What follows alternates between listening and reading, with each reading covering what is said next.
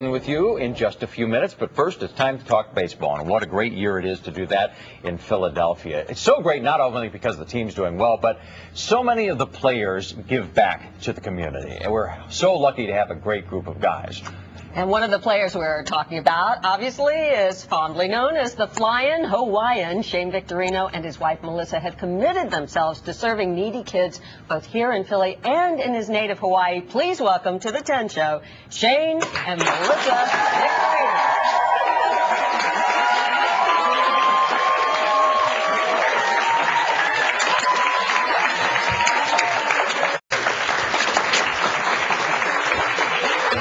Melissa, great to see you.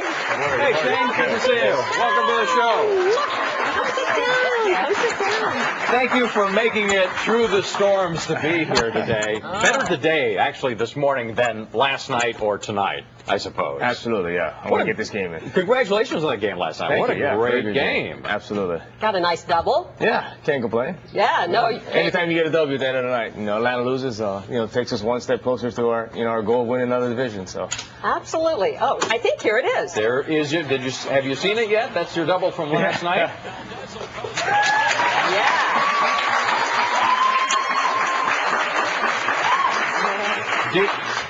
How certain are you you're going to connect right before the ball crosses the plate? That's a tough question. Because I know at some point you have to make the decision to swing through. Well, absolutely. I mean, obviously, you go to countless hours of batting practice and studying video, and obviously, going out there and just kind of letting it react and letting yourself know that try to get a strike and get a good pitch you can hit. So, other than that, though, ultimately knowing that you're going to connect with the ball, I mean, you just hope you take a good swing and you can get a pitch you can handle.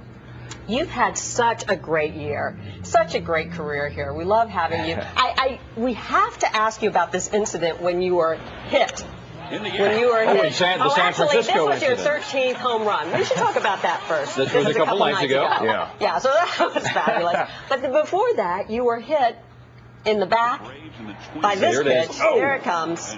That's rough to watch. Now, there's a lot of debate about whether you should be suspended or not. What are they saying? How many games are they saying?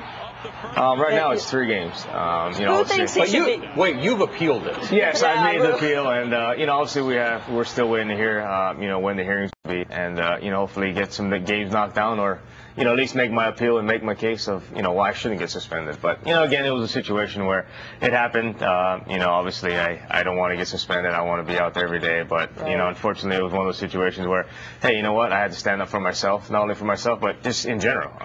The game of baseball, and you can't just let guys throw at you for no apparent reason. And, I felt like in that situation, he did that. Do you believe that some of that was left over from the playoffs last year? No, not at all. I mean, if anything, it should be us hitting them, because we're the one that lost. They're the champs. But, in that regard, no. I mean, it was just one of the situations I think they felt like Jimmy shouldn't have ran in the situation.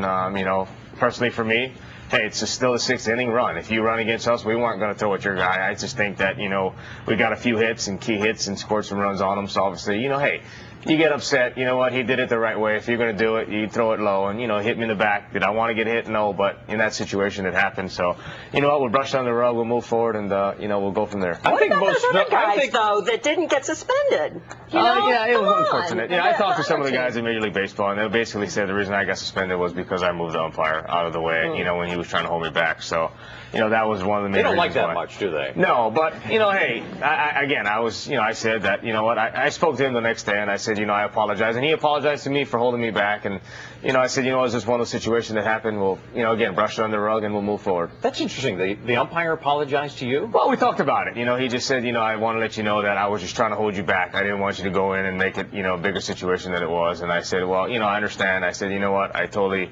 appreciate the fact that you try to hold me back. But in a situation like that, where I felt like it was undeserving, kind of let me go next time. And, so obviously it didn't work and I still got suspended. But let me go so I can get them out with the rest of the guys that are piling out of it. But you know what? It is what it is, and we'll move forward. Well, listen, I don't know, how hard is it for you to watch all of this that's going on in something like that, and in the stressful times when they're so close to a win towards the end of the game?